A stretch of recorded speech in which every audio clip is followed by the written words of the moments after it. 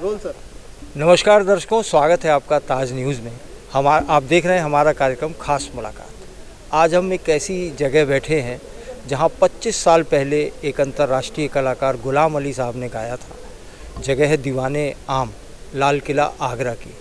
ठीक 25 साल बाद आज एक और अंतर्राष्ट्रीय कलाकार असलम साबरी साहब यहाँ मौजूद हैं और जब वो गाते हैं तो एक रूहानियत सी फैल जाती है चारों तरफ, रोंगटे खड़े हो जाते हैं। ये ज़रूरी नहीं कि आप किस धर्म को, मज़हब को मानने वाले हैं, बस आपको समझ में आना चाहिए। एक ऐसा माहौल होता है, चारों तरफ एक ऐसी फीलिंग आती है कि आप कहीं और खो जाते हैं, ऐसी जगह खो जाते हैं जहाँ पहुँचने के लिए लोग न जाने क्या क्या करते हैं।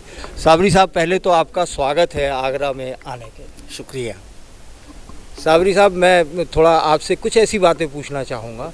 करीब 50 साल पहले आपने रेडियो से तहलका मचाया था। वो रेडियो था जब आपके एक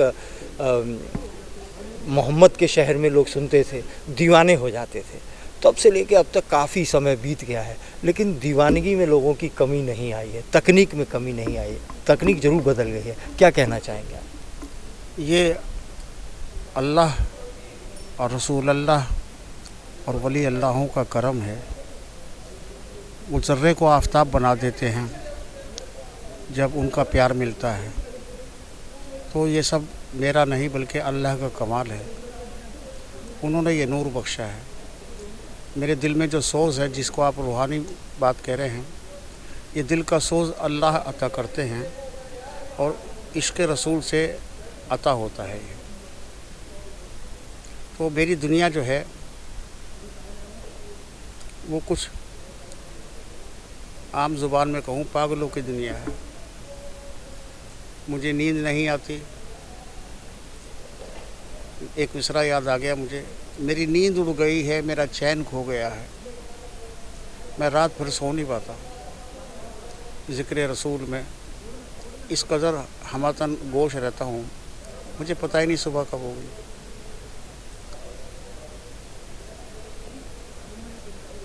क्या शेर कह रहा तुमने अभी?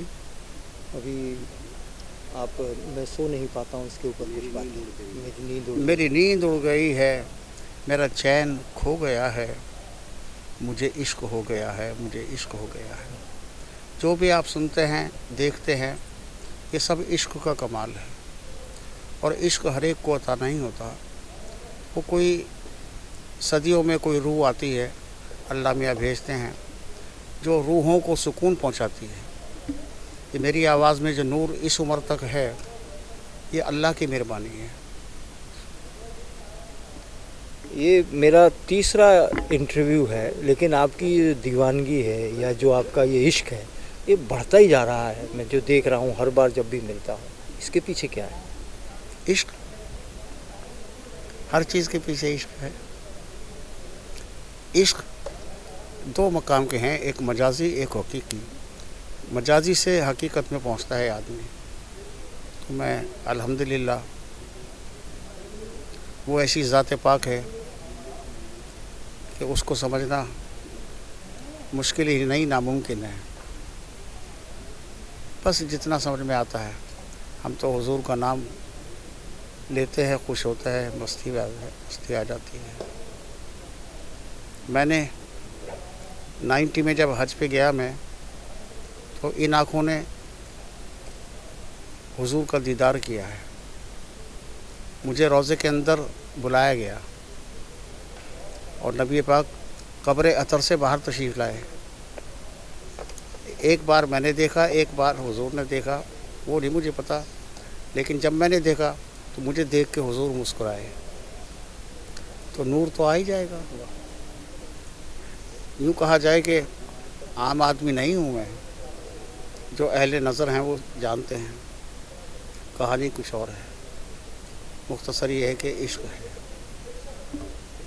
आज कार्यक्रम में हमने देखा कि कमिश्नर आगरा और इंटरनेशनल फेम हरिहरन साहब भी मौजूद थे आपका सुनने के लिए और पूरे कार्यक्रम में रहे। आखिर में तो गजब हो गया जब आपकी आंखों में आंखें डाल के हरिहरन साहब कुछ आपकी तारीफ़ में कहना चाह रहे थे, उनके शब्द ही गायब हो गए, बस देखते रहे। वो बहुत अच्छा फ़नकार है और मुझे प्यार करता है। मैं भी करता हूँ। बस इतना ही कहा जाएगा, प्यार में जब खो जाता है आदमी सब कुछ भूल जाता है, शब्द ही क्या, खुद को भूल जाता है। हम लोग दीवाने आम के सामने बैठे हैं, बड़ी अच्छी हवा चल रही है, या यूं कहिए कि साबरी साहब के साथ बैठे हैं तो माहौल एकदम कहीं और ले जा रहा है। ठंडी ठंडी हवा चल रही है, उनका साथ है। ऐसे में मैंने ये देखा कि जब से तकनीक बदली है, 4-5 जनरेशन बदल गई, लेकिन आपका गाने का जो सुनाने का तरीका, लोगों को धीरे धीरे कहीं और ले जाने का तरीका अभी भी वही है। और आज पूरे कार्यक्रम तक होड़ लगी रही मुझे खुद आपसे बात करने के लिए।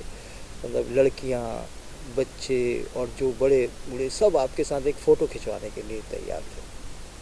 इसके पीछे क्या है जो अभी तक आपका जो जादू जो चल रहा है, जो आपको देखने के लिए, आपको सुनने के लिए लोग कहाँ कहाँ से इतने बड़े बड़े लोग आके यहाँ बैठे हुए थे आम लोगों की तरह से, इसके पीछे कोई ऐसी शक्ति है जो आपसे ये सब करा रही है?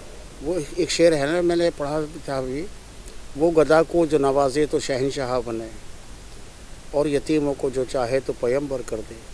सब अल्लाह की मेहरबानी है। जब अल्लाह मेहरबान होते हैं तो ये सारी मखलूक मेहरबान होती है। पहले कबूल होता है आदमी अर्श पे, जब वहाँ कबूल हो जाता है तो फ़र्श पे मकबूलियत होती है। जब तक वहाँ कबूल नहीं होगा मकबूलियत नहीं होगी। बस दुआ करें मेरे हक़ में कि मेरा इश्क सलामत रहे।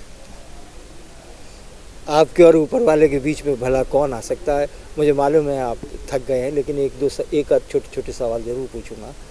ये जो मैं बार बार एक शब्द का इस्तेमाल कर रहा हूँ कि तकनीक बदल गई है, तकनीक बदलते बदलते लोग सुनकार भी बदल गए हैं, तो आप क्या आज की पीढ़ी के लिए क्या संदेश देना चाहेंगे? क्योंकि लोगों की संख्या धीरे धीरे आपके कार्यक्रम में नहीं और लोगों के कार्यक्रम में धीरे धीरे कम हो रही है, तो आप उनके लिए क्या कहना चाहेंगे? इसमें